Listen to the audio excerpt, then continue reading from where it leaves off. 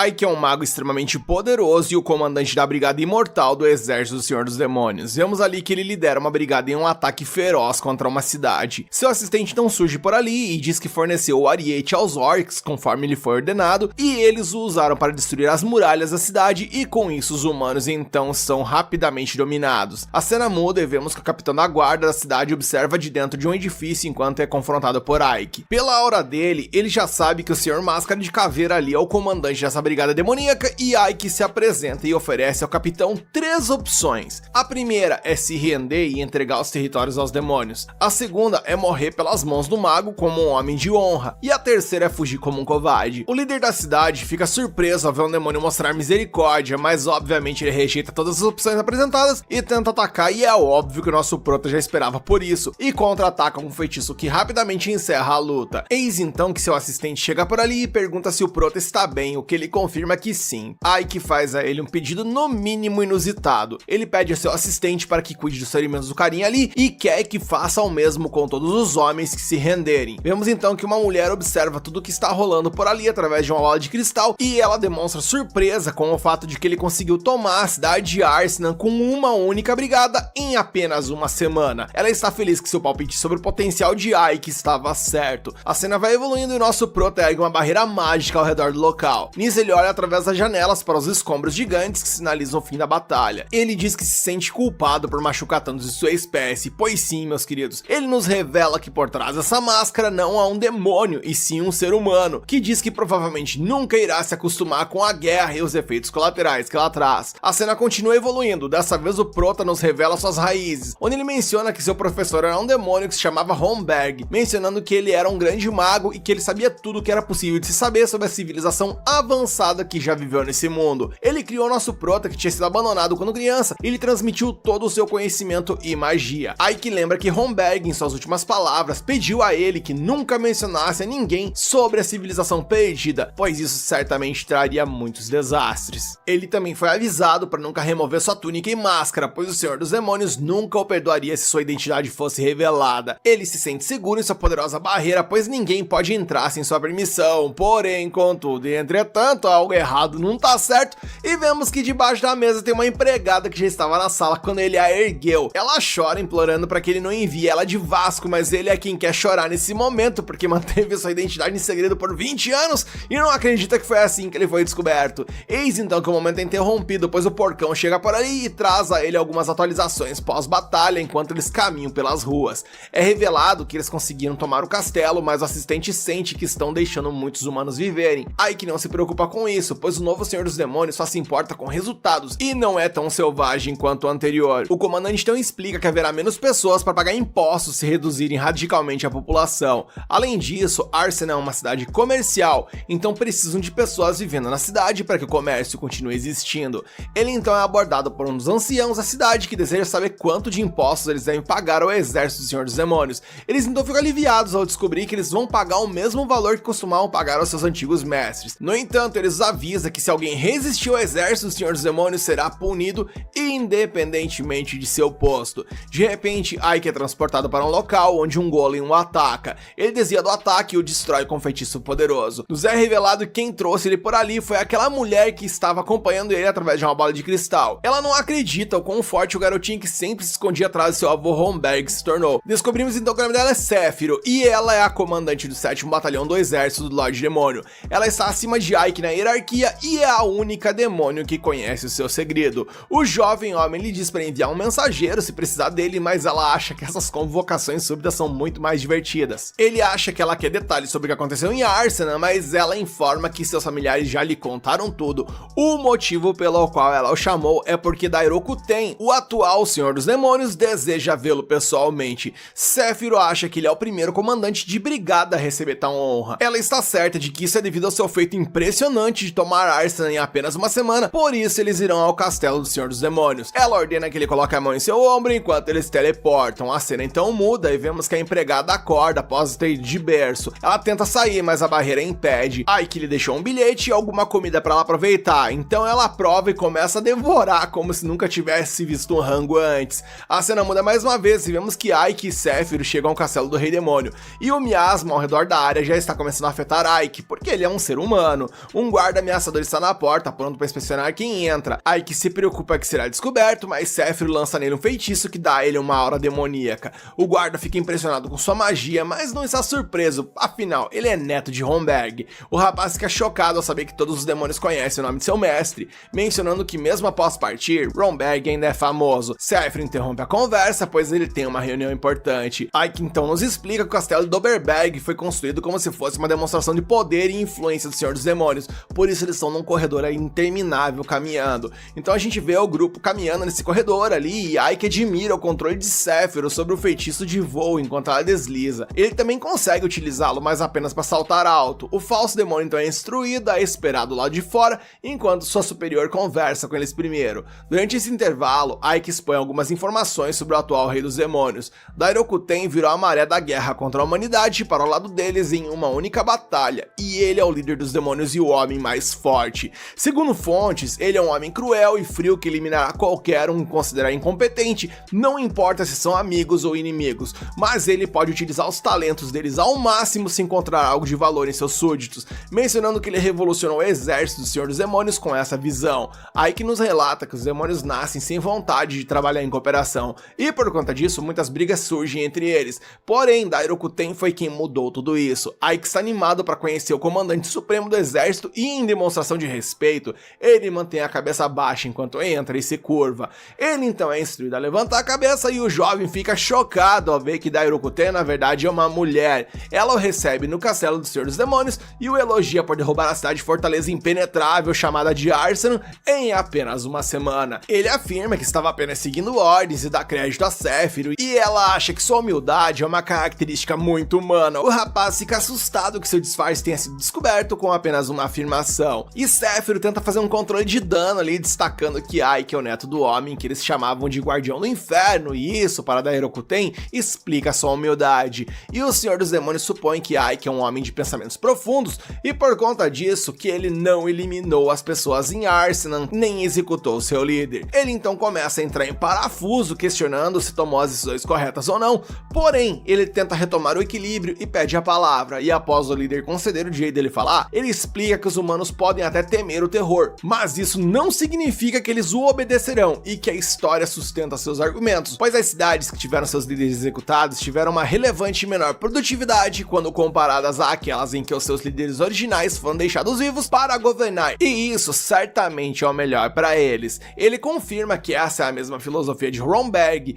Ike menciona que só falou com Dairokuten por alguns minutos e ele já está convicto de que ela sabe sobre a civilização antiga, assim como seu avô. Ele inclusive tem certeza que ela utilizou esses conhecimentos para revolucionar o exército. O Senhor dos Demônios então se teletransporta para sua frente e comenta sobre o quão diferente ele é de outros demônios, e ela deseja ver o seu verdadeiro rosto sob a máscara em sua próxima reunião. Nisso ela desloca-se para trás, informando que espera ver mais os mesmos resultados. Assim que o lugar fica vazio, ele cai no chão ofegante, pois estava tão tenso que não conseguia sequer respirar. Ele tira a máscara para obter mais fluxo de ar, e Sephiroth fica surpresa porque é a primeira vez que ela o vê tão nervoso, e o rapaz confessa que ele é um covarde por trás de uma máscara assustadora. Ele comenta que está quase borrando as calças com o fato de Dairokuten saber que ele estava utilizando uma máscara, e Sephiroth diz para ele ser grato porque ela não percebeu que ele é um humano. Sua superior revela que o chefe lhe deu uma recompensa, porém isso na real é um castigo. Não nos é revelado do que se trata isso aí, pois a cena já muda e vemos que Ike retornou para o local onde estava a barreira e consequentemente a empregada, que provavelmente não tancou o almoço e foi de cochilos por ali. Ele então chuta a cadeira para que ela acorde, e ao acordar ela se assusta e se curva pedindo desculpas freneticamente, prometendo fazer qualquer coisa para que ele não a extermine.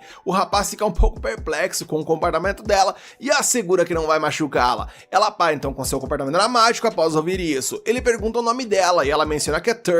Ele acha o nome estranho, então ela revela que os servos são sempre chamados por números, mas que o seu verdadeiro nome é Sachi. Ike, no entanto, não pode deixá-la ir agora que ela sabe que ele é um humano, e ela pula nele, prometendo que não contará a ninguém, e ele diz que acredita nela, mas quer que ela seja sua empregada a partir de agora, e ela aceita o pedido com muita felicidade. Mais tarde é revelado que Ike se tornou governante de Valhas, e Jiron o parabeniza. Ele lembra-se então da conversa que teve com Sephiroth, e ele não entendeu os motivos de ser nomeado para governante de lá, e ela revelou como essa cidade, apesar de pequena, ela está localizada mais ao sul de Arsenal, e consequentemente, ela agora é a nova linha de frente da guerra. Embora seja uma cidade pequena, ela lhe disse que ela é crucial para o exército deles. A missão de Ike é proteger a área e dobrar a receita tributária atual. Ele reclama das metas fiscais, pois estão em tempos de guerra, mas ele é mandado calar a boca, ou o leão do imposto vai morder ele ainda mais. Nisso ele informa seus homens que essa será a linha de frente da batalha contra a humanidade e que eles podem ser atacados a qualquer momento. Então devem consertar a cidade destruída, que por sinal foi a própria Sephiroth que destruiu. Jiron informa seu mestre que levará 6 meses para reparar as muralhas e ele acha que isso aí é uma mini eternidade, dizendo então que as muralhas precisam estar reconstruídas em 1 mês. Jiron surta com a proposta, mas o nosso prota diz que há uma forma de se tornar possível e ela se constitui basicamente na cooperação tanto de humanos quanto de demônios para completar o trabalho. Jiron fica chocado com a forma como ele conseguiu fazer os dois grupos trabalharem juntos. Ele até os faz trabalhar em turnos de 8 horas para que o progresso seja contínuo, 24 horas por dia, 7 dias por semana. O comandante tá paga hora extra para quem quiser trabalhar, para que eles tenham um incentivo a mais e eles trabalham. A cena muda mais uma vez e vemos ali que os trabalhadores estão se lascando com uma pedrona gigantesca. E bem, o nosso prota simplesmente foi para lá e reduziu ela a pó com magia. Depois de algum tempo, Ike recebe a notícia de que o Rei Demônio decidiu torná-lo responsável por obter informações sobre uma provável aliança sendo formada pelos reinos humanos, pois durante a última batalha os demônios enfrentaram um grande exército humano que não poderia ser de apenas um reino. Sati parece estar bastante confortável com ele agora e ele decide levá-la junto a um reino próximo para fazer um reconhecimento. Enquanto eles estão lá, Sati acaba se distraindo com um trambiqueiro ali, tá arrancando os pila da galera com um jogo de azar, mas Ike revela através de sua magia que o doidão tá trapaceando, e antes que a violência rolasse por ali, ele leva Sati embora. Enquanto eles caminham, eles comem algumas frutas e Ike diz pra ela que acha que os humanos estão definitivamente formando uma aliança nesse momento. Sati parece confusa, então Ike explica que sempre que algo ameaçador como o Rei Demônio surgiu, os humanos deixavam de lado suas diferenças e uniam suas forças de todos os reinos humanos para lutar contra um inimigo em comum. Segundo Ike, essa aliança foi feita 3 vezes na história e todas as vezes a aliança conseguiu derrotar completamente o Rei Demônio e o fez voltar para o castelo de onde veio. Ela pergunta se os humanos vão vencer dessa vez também, o que confunde Ike, já que Sati deveria torcer pelos humanos, mas ela responde que os humanos nunca foram gentis com ela e a fizeram de escrava. Ela continua e diz que se o exército demônio nunca tivesse invadido, ela teria sido como as outras crianças escravas para sempre, apontando para algumas crianças em uma jaula por ali. Ike percebe como toda a sociedade é cruel e assegura a Sati que o atual Rei Demônio é o mais sábio e o mais forte em vários séculos, e antes que pudessem continuar conversando, no entanto, uma voz os interrompe, e quando Ike se vira, vê que quem tá ali é o trambiqueiro de outrora, ao lado de um capanga de MC elevado, gritando com ele por revelar seus truques. Ike diz a ele que ele não estava aplicando truques, mas sim golpes, mas o trapaceiro fica bravo e diz que ele terá que pagar pelo que fez. Isso obviamente irrita Ike, que olha ao redor para verificar se tem alguém por perto ou não, antes de tirar sua varinha mágica e usar magia de gelo para congelar os pés do Sr. Plus Size ali. O trapaceiro fica chocado ao ver que Ike é um mago, mas antes que pudesse reagir, nosso prota cria várias lanças de gelo e as aponta para o trambiqueiro, dizendo para pedir desculpas. O trapaceiro acha que Ike está blefando e começa a xingá-lo, mas Ike o esfaqueia com uma das lanças no braço, mostrando que ele tá mandando a real por ali. Depois disso, ele pergunta ao meliante se ele tem alguma informação sobre os acontecimentos nesse reino e, temendo por sua vida, ele revela que a aliança foi feita entre os reinos, mas que o reino de Roséria está planejando um ataque surpresa aos demônios para obter vantagem e alguma chance de glória. Ike acha que isso faz total sentido e pergunta a ele onde eles estão planejando o ataque. Por algum motivo que eu realmente acho questionável e conveniente, o cidadão ali sabe de todos os detalhes sobre os planos de guerra e diz a ele que a cidade de Valia será atacada porque suas defesas estão fracas agora. Ike ouviu tudo o que queria saber e voltou com Sati para sua cidade para planejar a defesa. Naquela noite, o exército de Roséria enviou um batalhão para invadir a cidade de Valias, mas antes que pudessem preparar suas armas de cerco, muitos esqueletos começam a sair do chão. A líder deles, chamada Alistar, diz para manterem a formação, pois os esqueletos são fracos, mas sem que eles soubessem, eles estavam caminhando direto para uma emboscada, quando flechas começam literalmente a chover na cabeça deles enquanto um grupo de orcs sai da selva e começa a esmagar seu exército. Alistar percebe que Valias estava preparado para esse ataque e que eles entraram em uma armadilha que pode custar literalmente todo o batalhão. Nisso ela imediatamente ordena que seus soldados formem uma linha de retirada e garantam que ninguém seja deixado para trás. Enquanto isso acontecia, Ike e seu conselheiro Jiron estavam assistindo isso se desenrolar das muralhas, enquanto Jiron elogia Ike porque sem ele, eles definitivamente teriam caído no ataque surpresa. Porém, antes que Ike pudesse responder, alguém dispara uma flecha de trás que acerta Ike nas costas e ele cai no chão inconsciente.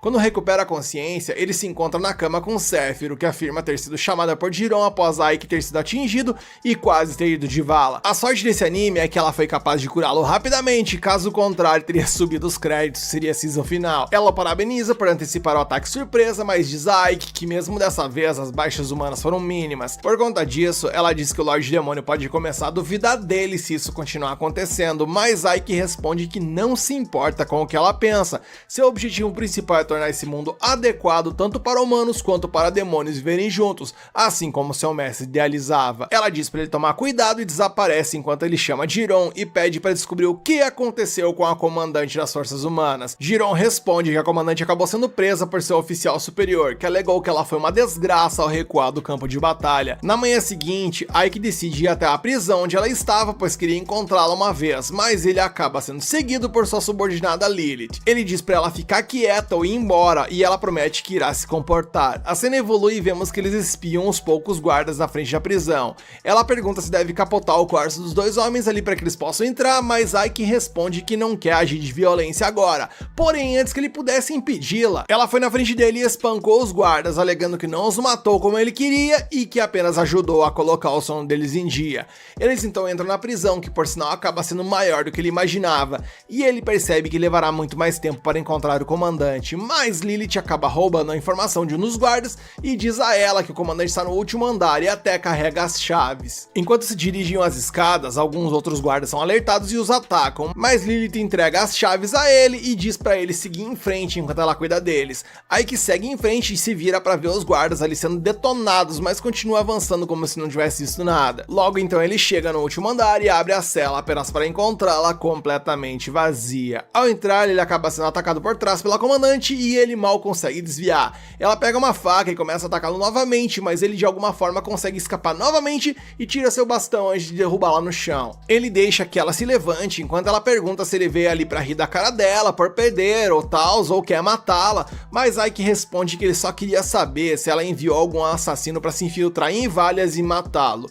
A mulher parece surpresa e pergunta se ele realmente é um demônio, o que pega Aiki de surpresa. De repente, seus pensamentos são interrompidos pelo som de guardas correndo para o último andar e a espiã aproveita sua distração e coloca uma faca em sua garganta, pedindo para ele dizer se ele é um demônio ou um humano. Aiki não tem ideia do que fazer enquanto ele pensa se deve revelar sua verdadeira identidade ou não. Aiki percebe que precisa fazer algo antes de se meter em encrenca, então ele usa uma magia especial que desacelera o tempo ao seu redor. Isso surpreende Alistar, que imediatamente percebe que algo está errado, mas ele diz a ela para não se preocupar, pois isso vai passar logo. Ele passa casualmente por ela e pelos guardas que andam em câmera lenta, que não parecem se mover pro lado, então ele usa sua magia de vento negro para soprá-los imediatamente. Antes que ele pudesse se mover, ele é atacado por trás por um grande cavaleiro carregando uma massa. O cavaleiro de IMC elevado erra o golpe enquanto Aiki se desvia habilmente, e antes que o cavaleiro pudesse recuperar o equilíbrio, Aiki usa um feitiço de gravidade de seu arsenal, que o força ao chão antes que a rampa se quebre e ele caia no chão. Alistar parece confusa enquanto se pergunta por que esse homem não mata os guardas quando ele pode fazer isso facilmente, quando de repente o chão sob seus pés também desaba e incapaz de se mover, ela acaba caindo também. Felizmente para ela, Aiki salva sua vida ao agarrá-la no ar antes de colocá-la cuidadosamente no chão. Ele então pede desculpas por todo o caos e se apresenta como Aiki, o comandante da Brigada Imortal, e responde à pergunta anterior dela, afirmando que ele obviamente é um demônio, pois humanos não são permitidos no exército demoníaco. Alistar ainda não parece satisfeita com essa resposta, mas Aiki continua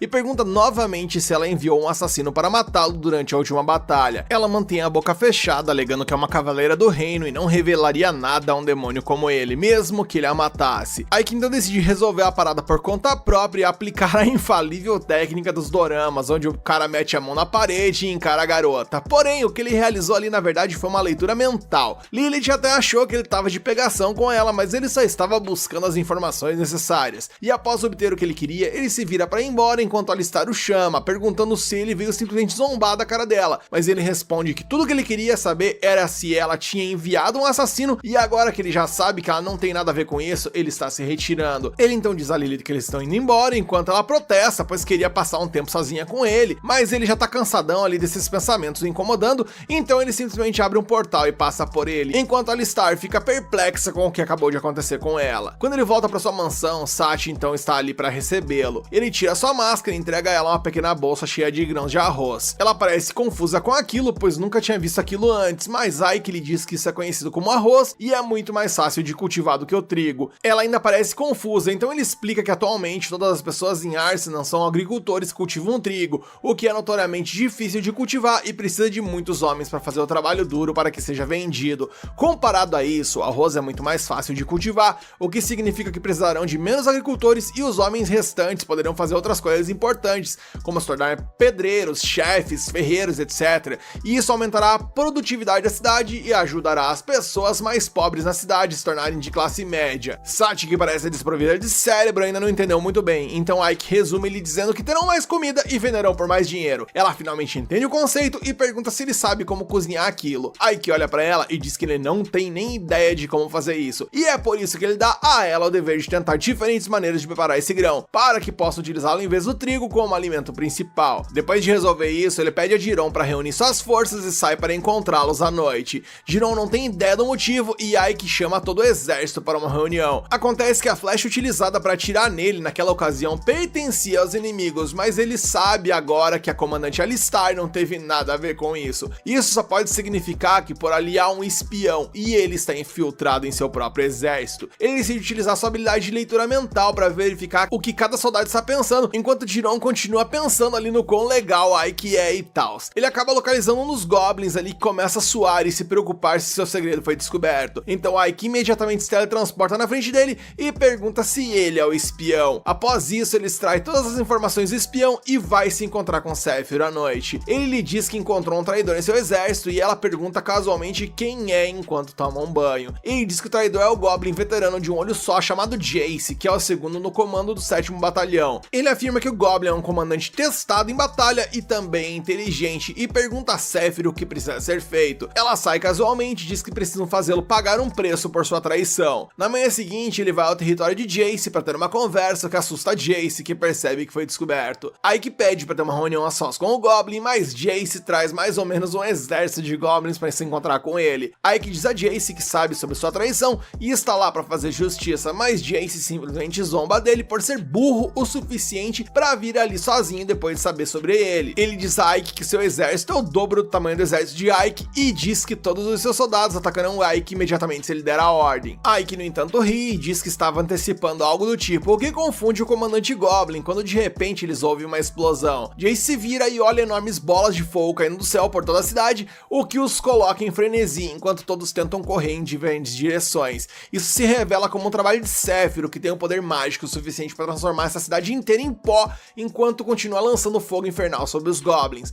Ike corre para se esconder atrás de um prédio, pensando que ela deveria pegar leve nos prédios, pois eles vão ter que reconstruir toda a parada depois. Mas Sephiroth definitivamente não se importa com isso e continua detonando tudo. Ela então envia seu próprio exército de esqueletos para lidar com a limpeza do local e acabar com os traidores restantes, enquanto Ike aparece atrás de Jace e lhe dá duas opções, perguntando se ele prefere morrer como um traidor ou se render como um traidor. Jace não aprecia nenhuma das opções, então ele ordena que suas tropas ataquem Ike, mas obviamente eles não são páreos para ele, que os derrota facilmente um após o outro. Jace aproveita isso e começa a correr pelos telhados, quando um demônio gigante o para e tenta socá-lo, mas Jace desvia do golpe antes de usar uma granada de fumaça para desaparecer do prédio e usar um portal para escapar para a floresta. Ele se vira para ver a destruição e jura destruir Sephiroth, porém antes dele se afastar, uma bola de fogo acaba o atacando e lançando ele ao chão. Ele se vira para ver Ike, que o seguiu até ali, enquanto ele diz a Jace para simplesmente se render. Irritado por um comandante de brigada estar lhe dando ordens, Jace avança com um soco apenas para ser facilmente bloqueado por Ike, que lhe diz que a sua resistência é inútil.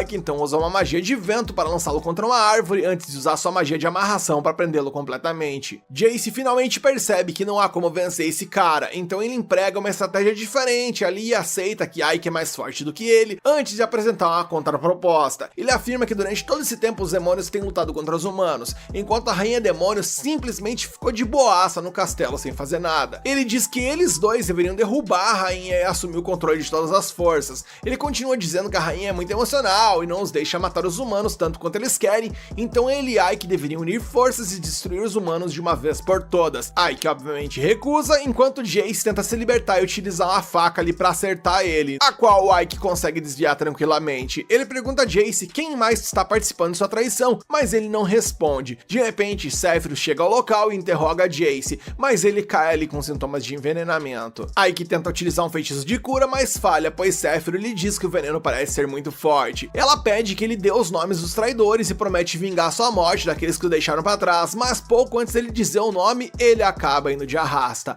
Ike sente pena do traidor, enquanto Séfiro diz pra ele parar de drama, pois agora eles têm outro trabalho a ser feito. A cena então muda e mais tarde naquela noite, Ike e Séfiro vão ao castelo do Rei Demônio para relatar os ocorridos e ela pergunta o que diabos está acontecendo. Séfiro diz que descobriu quem é o traidor e menciona que ele é Bastio, o chefe do 3º batalhão. Daí Rakuten pergunta se ela tem alguma prova disso e ela afirma que seu vice-comandante acabou desertando e tentou matar Ike para que pudesse ganhar o controle do 7º batalhão e destronar a rainha. Daí Rakuten lentamente levanta os olhos e olha para trás deles perguntando o que Bastio tem a dizer sobre tudo isso. De repente Ike se vira apenas para perceber que o grande cavaleiro sem cabeça chamado Bastio está atrás deles participando da reunião. O cavaleiro sem cabeça caminha em direção a Dairokuten, que pede para ele repetir o que acabou de dizer. Em uma voz baixa e rouca, Bastio diz que Séfiro e Ike mataram o vice-comandante de seu batalhão para incriminá-lo. Ele os acusa de conspirar contra ele e diz que Séfiro provavelmente quer tomar o comando de seu batalhão. Séfiro fica furioso ao ouvir isso e libera seu poder mágico, mas Dairokuten a manda se acalmar. O Rei Demônio então começa a expor sua filosofia sobre quanto mais poder um demônio tem, mais ele começa a desejar. A ambição de obter mais poder, riqueza e influência é o que define os demônios. E se ela começar a matar demônios por terem ambições, logo não terá mais subordinados. Dairokuten pede a Bastio que pare de pensar que seu plano óbvio passaria despercebido por ela, e então se vira para Séfiro dizendo que, embora aceite sua lealdade, é parcialmente culpa dela que seus subordinados tenham sido desviados. Dairokuten então libera a magia de sua mão, afirmando que, de acordo com a lei deles, ela deveria punir ambos, mas não quer perder 2 de seus comandantes enquanto ainda estão no meio de uma guerra contra os humanos. Porém, ela não pode simplesmente ignorar essa questão. É por isso que ela anuncia um duelo entre as duas partes e o vencedor terá o direito de viver, porque é assim que os demônios devem resolver as coisas. Mais tarde, Séfiro começa a se preparar para o duelo e explica os detalhes para Ike, conforme ela aprendeu com Dairokuten. O duelo acontecerá por meio de criaturas mágicas chamadas marionetes e os comandantes não participarão diretamente. Cada comandante controlará 50 marionetes e para vencer eles devem derrotar todas as marionetes do inimigo. O perdedor morrerá no local e o vencedor, bem, obviamente sobreviverá.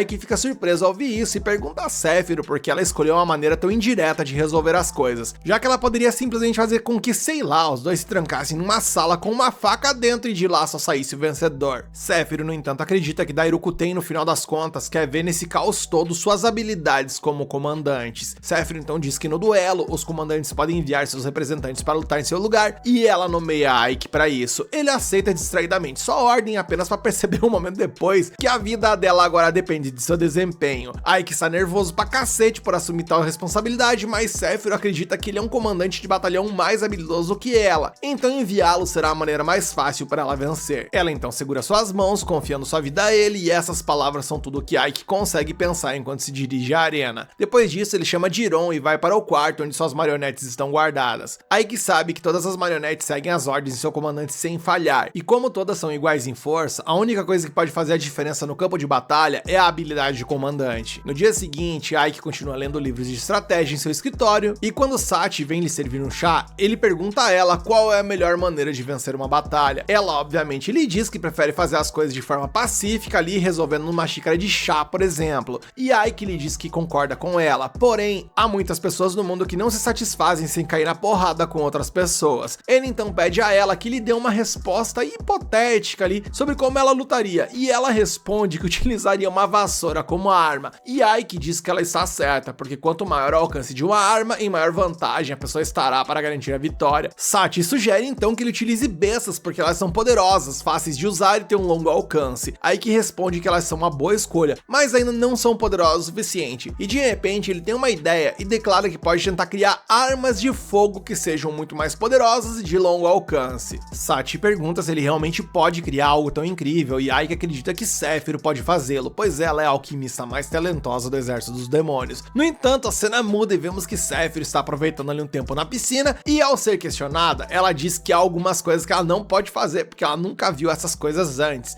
Ike pergunta o que aconteceu com sua confiança habitual em criar coisas novas, mas Séfiro ignora e joga um pouco de água nele, convidando a se juntar a ela e se divertir, deixando-o constrangido e com as expectativas frustradas sobre a criação de armas. A cena muda e vemos que Bastio também está se preparando para o duelo. Ele examina uma espada negra feita de dente de dragão e diz ao seu subordinado para fazer o máximo possível delas para o duelo. Nesse momento, o espião que ele havia enviado para verificar Sephiroth retorna e informa a Bastio que ele certamente vencerá o duelo, ainda mais por conta de que ele provavelmente lutará contra Ike, pois Sephiroth designou para isso. Bastio pensa que isso pode ser algum plano sórdido dela, mas não pensa muito sobre, pois ele está focado em ganhar, custe o que custar. A cena muda mais uma vez e vemos que Ike saiu de um banho noturno esperando que Sephiroth leve o duelo a sério. De repente, seu casaco vem até ele e, ao agradecer a pessoa que enviou em sua direção, ele descobre que é ninguém mais, ninguém menos que a própria Dairokuten que está ali, a senhorita demônio. E cacetada, galera, do nada essa. Ike quase molha a toalha de medo e imediatamente se ajoelha diante dela, perguntando-se o que Dairokuten está fazendo ali e temendo que agora, tendo ela visto ele em forma humana, ele vai de comes e bebes. Ele de repente pensa que, como ela nunca viu seu rosto antes, ele pode estar seguro ali se passar por um servo, algo do tipo, mas ela joga um pacote nele e pede para ele abri-lo. Ao abrir o pacote, Ike descobre que ele está cheio de armas de fogo, e Dairokuten pergunta se era isso que ele estava procurando, e eu me questiono de que forma foi que ela soube que ele estava tentando criar justamente isso, mas enfim. Seguindo, Ike entra em pânico, mas ainda tenta blefar, dizendo que Dairokuten deve ter encontrado a pessoa errada. No entanto, ela lhe diz que é inútil esconder a verdade, porque ela sabia de tudo desde o início, visto que Ronberg, seu mestre, já havia lhe contado sobre Ike ser humano, e ao entender esse fato, ele pergunta por que ela deixou ele viver nesse caso, e Dairokuten diz que ela precisa de pessoas capazes como ele para ajudá-la a realizar seu desejo de criar o mundo dos seus sonhos. Como ela vê grande potencial em Ike, ela lhe dá esse voto de confiança e ele se compromete a servi-la da melhor forma possível. Com isso, a rainha demônio se teleporta, alugando um senhor de um terreno baldio na cabeça do nosso prota. No dia seguinte, ele mostra as armas de fogo para Sephiroth e ela fica surpresa ao saber que Dairokuten as deu para ele. De qualquer forma, ela começa a fazer as balas de chumbo para arma de fogo, mas não tem ideia do tamanho correto delas, então ela faz ali umas grandes demais. Quando ela começa a criar balas no tamanho adequado, após a explicação de Ike, uma explosão cria um buraco na parede do quarto. Sephiroth fica em alerta porque não sentiu nenhuma magia na explosão, mas Ike lhe diz que era algo que ele tinha planejado. Outro de seus subordinados então sai da fumaça, dizendo a Ike que prepararam a pólvora exatamente como ele pediu. Enquanto isso, Sephiroth criou algumas balas também, e Ike lhe diz que eles precisam de cerca de 500 delas. Sephiroth deixa para outra subordinada encarregada o serviço, dizendo que trabalho minucioso faz mal para sua pele. A cena muda e vemos que então chegou o dia do duelo e os demônios na plateia estão empolgados para vê-lo. Ike se posiciona na frente de suas tropas de marionetes que estão segurando apenas escudos. Bastio ri dele, cercado por suas marionetes armadas e protegidas por armaduras, perguntando a Ike se ele vai lutar com tropas tão despreparadas. Ele coloca sua cabeça, dizendo a Ike que suas tropas estão protegidas por armaduras feitas de aço damasco, que não podem ser perfuradas por espadas ou flechas. Bastio inclusive diz que o aço foi um presente da Dairokuten porque ela queria vê-lo vencer. Ike está confuso sobre as intenções da rainha demônio agora, mas decide guardar suas perguntas para quando o duelo acabar. O duelo então começa e Bastio comanda seus arqueiros marionetes para atirar, enquanto Ike comanda suas marionetes para bloquear. Apesar de usarem seus escudos, algumas marionetes são atingidas pelas flechas e então os lanceiros sob o comando de Bastio avançam para fortalecer ainda mais sua vantagem. Suas tropas então ganham a vantagem e começam a derrubar o número de marionetes de Ike. Bastio ri dele, chamando sua estratégia de apenas se defender de bastante entediante, mas então de repente, um tiro ecoa na arena e uma das marionetes do cidadão capota ao Corsa após levar uma azeitona na cabeça. Todos ficam em silêncio por um momento enquanto tentam entender o que acabou de acontecer, mas então Ike comanda seus atiradores para começar a disparar. O som dos balaços então enche a arena enquanto as marionetes começam a atirar nos inimigos. As marionetes com armadura vão deitando uma após a outra e Bastio não consegue entender o que tá rolando por ali. Quando a primeira fileira termina de disparar, elas se movem para trás para recarregar suas armas, enquanto a segunda fileira avança e dispara. Dessa forma, todas as tropas de Bastio são devidamente aniquiladas e ele fica incrédulo por ter perdido. Dairokuten então vai até a arena e declara Ike como vencedor e dá a Bastio duas opções. A primeira é ele acabar com sua própria vida de forma honrada e a segunda é perecer nas mãos dela. No entanto, Bastio já tem uma terceira opção em mente porque ele posiciona um arqueiro para eliminar Dairokuten.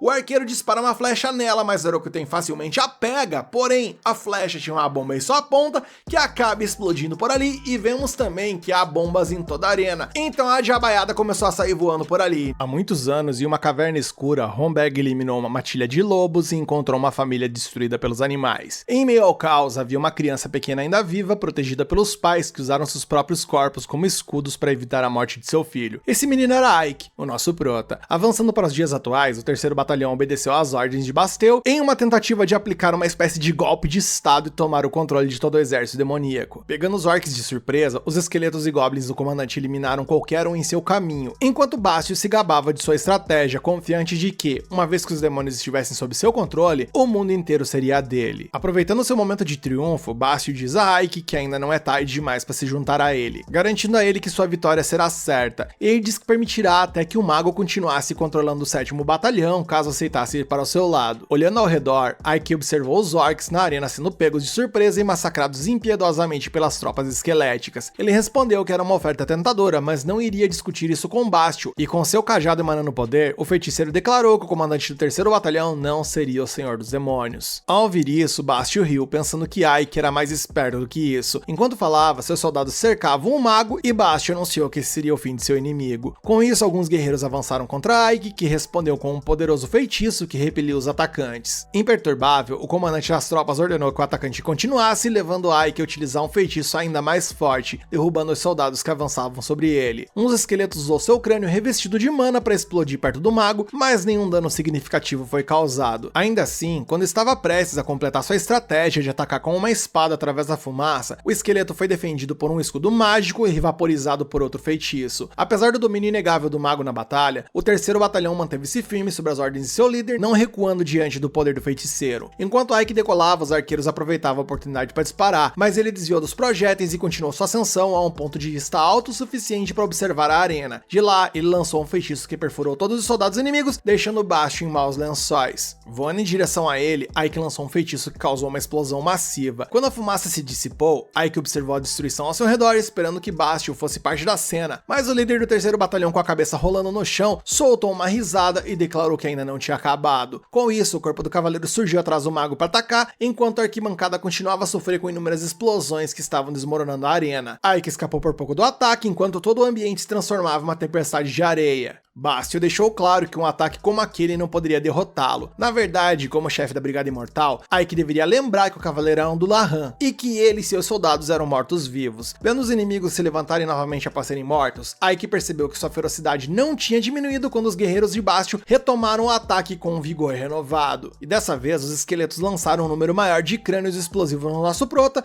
que não conseguiu pensar em uma reação a tempo. Além disso, um goblin zumbi se aproximou perigosamente de Ike, forçando-o a agir rapidamente.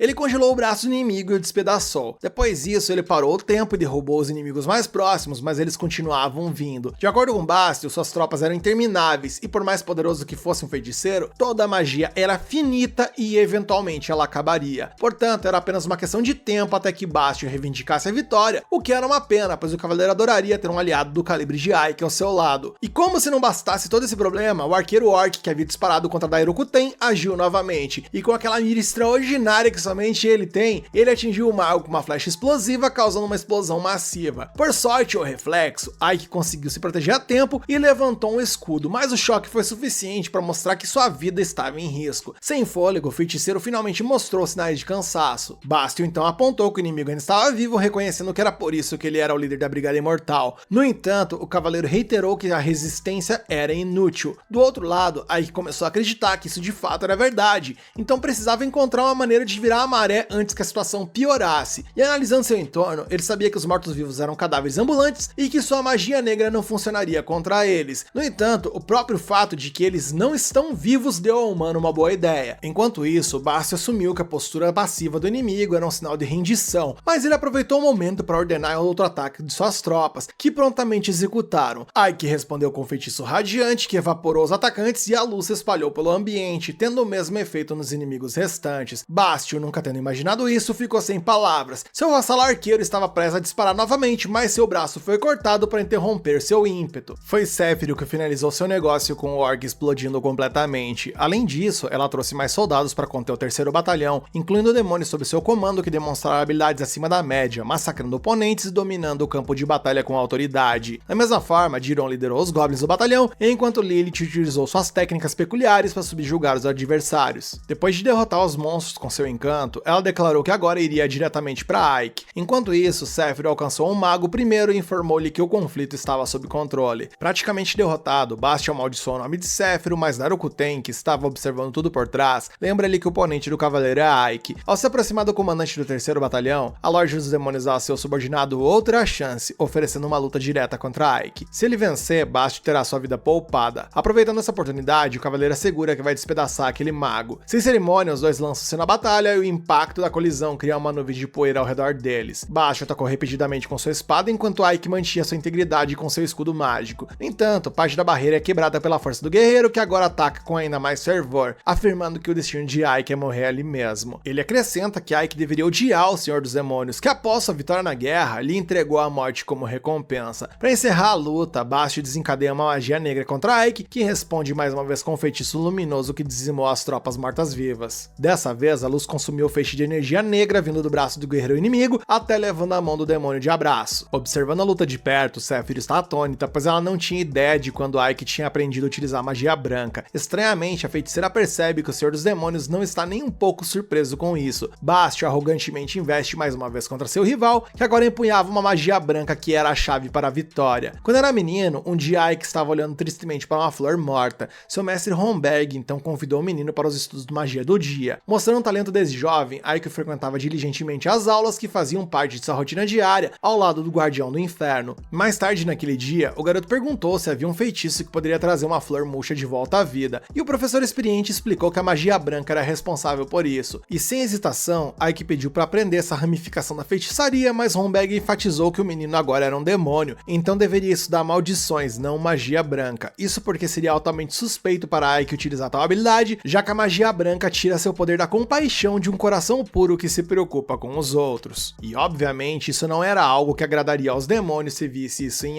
Ike. No entanto, se o humano insistisse em aprender, considerando que ele deveria esconder isso a todo custo, Homberg revelou que a magia branca é mais aterrorizante do que qualquer lâmina para aqueles que possuem poder demoníaco. Diante disso, Ike não desistiu da ideia. E agora, como um mago completo, Ike zomba de Bast, dizendo que se tornar um Senhor dos Demônios era muito ambicioso para alguém como ele. Afinal, Bast não se importava em sacrificar seus soldados, mesmo que fossem mortos-vivos, e estava disposto a se voltar contra seus camaradas e sua senhora por sua própria ambição. Ike admite que é assim que um demônio deve ser, mas é precisamente por isso que ele não perdoará o seu inimigo por seus crimes, pois um governante não pode oprimir o seu povo. E Bast fica enfurecido com esse discurso, como se ele precisasse ser perdoado por alguém que em sua mente é insignificante. E cheio de ódio, ele ataca novamente, e Ike pede desculpas ao seu avô por ter que usar aquela magia branca. E com sua garra esquerda iluminada, o jovem humano perfura o torso do demônio, fazendo a luz espalhar e consumir o corpo de Bast até que desapareça. Assim que a luta termina, Sephiroth pergunta se Ike aprendeu a fazer isso com Homberg, o que ele confirma. Impacientemente, o Proto afirma que a mulher sabia de tudo que ia rolar e ainda deixou ele ir para a linha de frente. E rindo timidamente, Sephiroth afirma que mesmo assim, ele saiu vitorioso. No entanto, Darukuten agora tem um problema, pois não há ninguém para liderar o 3º batalhão, então ela entrega esse regimento a Ike. Informando de sua decisão,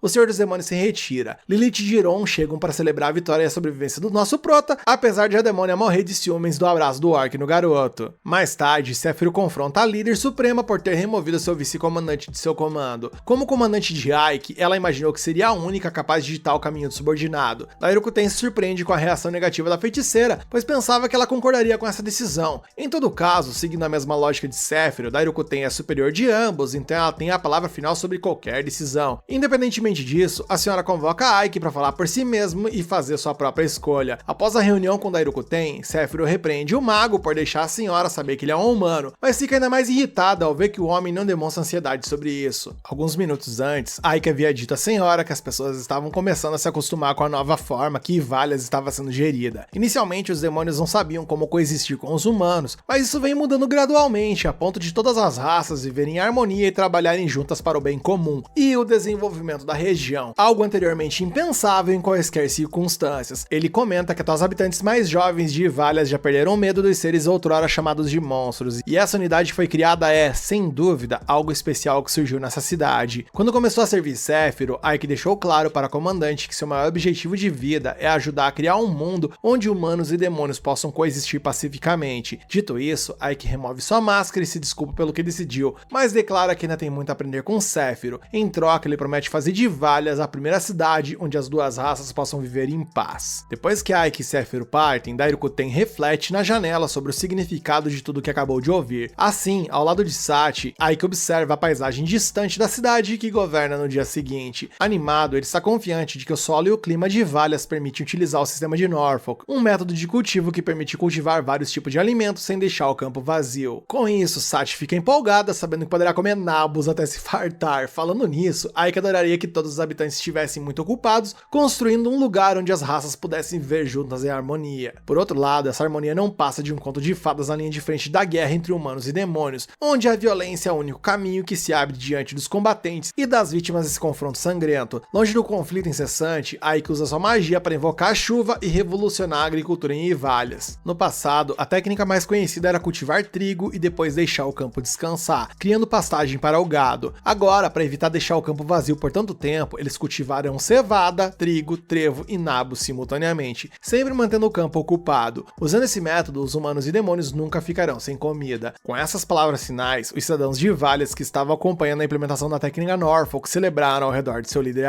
Ike. Mais tarde, Sachi serve o chá ao governador e o parabeniza por se tornar vice-comandante. De repente, Jiron surge no escritório do líder em pânico, chamando-o pelo nome. Sachi corrige o orc, dizendo que o líder deve ser chamado pelo título, então o subordinado se desculpa profusamente por sua falta de decoro e aceita qualquer punição. Falando nisso, tropeçando nas palavras, o monstro acha curioso que Ike tenha recusado o cargo de comandante do corpo do exército. E cansado das conversas aleatórias do assistente, o mago pede para que ele vá direto ao ponto, então Jiron o alerta de que a Aliança dos Reis começou a agir. O segundo corpo do exército, que estava tentando tomar uma das cidades por ali, foi destruído, e ninguém jamais imaginou que um batalhão tão experiente e poderoso quanto o deles pudesse ser derrotado da maneira que foi. Sachi pergunta o que é a Aliança dos Reis, então Ike explica que é um antigo tratado humano. Quando o exército do Senhor dos Demônios se torna forte demais para uma nação enfrentar sozinha, todos os países do continente se unem para enfrentar a ameaça juntos. Esse tratado ocorreu apenas 3 vezes no passado, e todas as vezes os demônios foram derrotados. Para piorar a situação, Ivalias será provavelmente o próximo alvo da Aliança Humana, porque além de ser uma região fronteiriça com reinos inimigos, é um território estratégico por conter Arslan, uma base muito importante. E consciente disso, Ike imagina que essa união entre os humanos pode virar a maré a seu favor, especialmente se retomarem Arslan. Se isso acontecer, o exército dos monstros será forçado a recuar para Doberberg, onde fica o castelo do Senhor dos Demônios, e certamente eles serão encurralados. Ao mesmo tempo, o sonho de Ike de criar uma cidade onde ambas as raças possam viver em harmonia irá por água abaixo. Para evitar que isso aconteça, o mago avalia que há apenas uma maneira de superar esses números avassaladores. Momentos depois, em uma reunião com seus dois comandantes, Fiorentina segurava uma arma de fogo em suas mãos após descobrir que é impossível produzir essa arma com alquimia, porque com apenas um tiro a arma se quebra. Portanto, há um limite claro para o que a alquimia pode fazer em termos de durabilidade e precisão das armas. Sephiroth questiona que eles podem simplesmente destruir o inimigo com magia, mas Ike teme que seu poder superior devaste toda a cidade. Então ele prefere armar a população e organizar uma defesa que não destrua a casa do defensor. Sobre isso, Fiorentina sugere que eles montem as peças de metal e madeira uma a uma para construir os rifles. Sabendo que essas peças são pequenas e complicadas, o demônio aconselha buscar os anões para fornecer esse serviço. Sephiroth considera a ideia, mas lembra que a raça perdeu a guerra contra os humanos e agora vagueia pelo mundo separadamente, e essa tarefa exigiria um grande número deles. Para reunir a quantidade necessária, Ike acredita que a esperança estaria em resgatar o Rei dos Anões, que está preso no reino de Ismoth. O nome desse líder supremo é Ginter. Durante a guerra, os humanos devastaram a cidade dos anões e deixaram o chefe daquela raça ajoelhado diante da morte de quase todos seus semelhantes. Apesar da derrota certa e da humilhação, o Rei dos Anões garante que não permitirá que os humanos usem a tecnologia dos anões para a guerra. No entanto, as circunstâncias impedem o governante derrotado de fazer qualquer exigência e, no final, ele não tem escolha,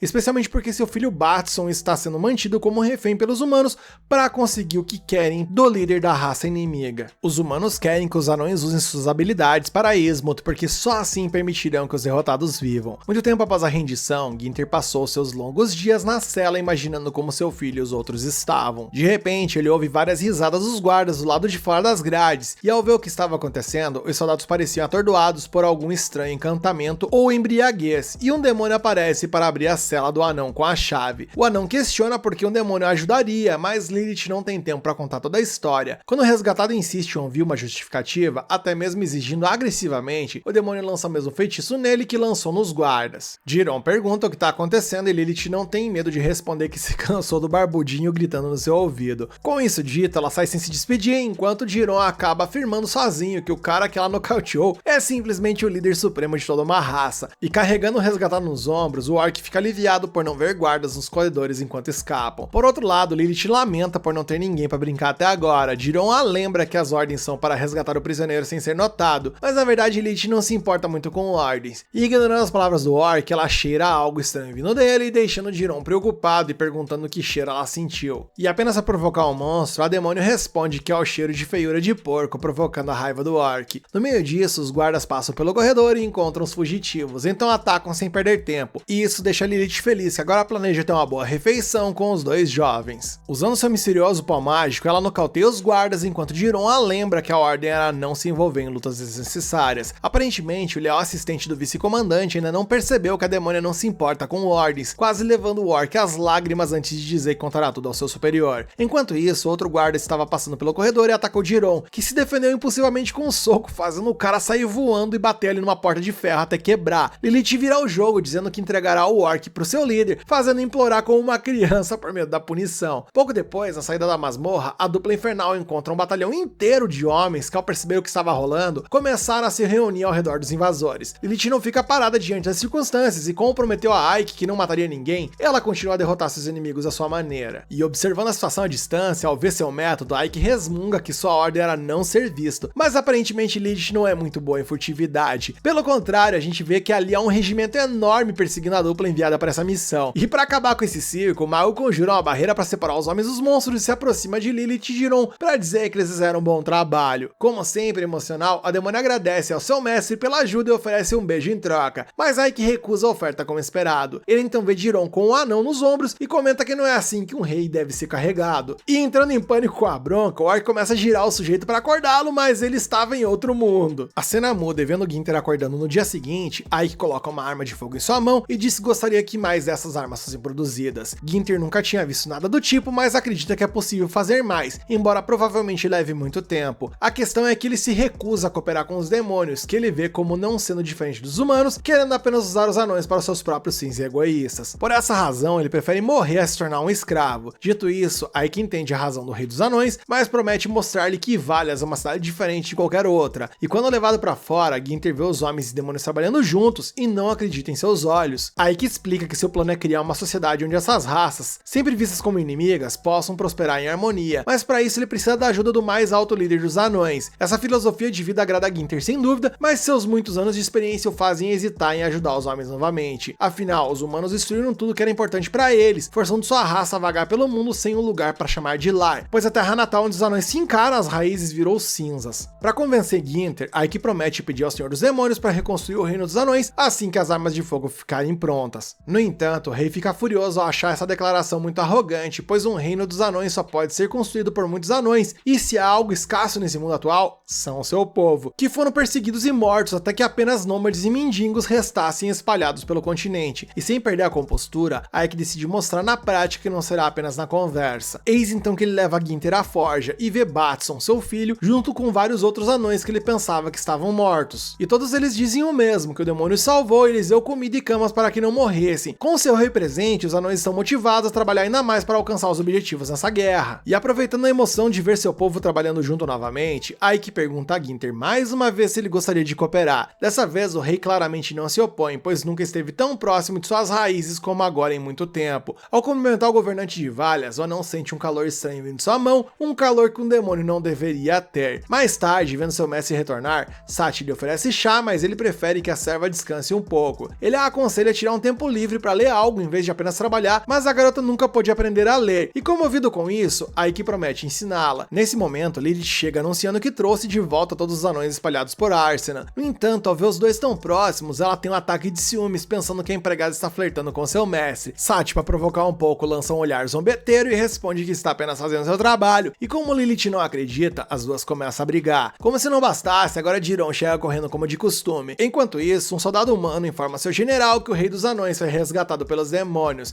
e o oficial fica curioso para saber o que os monstros planejam conseguir com aquele velho. Ao mesmo tempo, outro mensageiro retorna para relatar que Valias tem cerca de 500 soldados no momento, mas espera-se que os comandantes das brigadas apoiem a cidade, então esses números provavelmente aumentarão. Assim, o general questiona quantos homens seu subordinado conseguiu reunir, e quando o cavaleiro responde que o seu exército é de 12 mil homens, o general sorri e anuncia que agora é hora de agir. E nisso o episódio acaba, e agora é ver como essa situação irá se desenrolar a partir de agora. E ver como Ike e sua trupe irá reverter essa situação. Você quer continuar acompanhando essa história aqui no canal? Então deixa aqui nos comentários que você quer a continuação, mete o dedo no like pra fortalecer esse vídeo e se inscreve e ativa o sininho pra fortalecer o canal.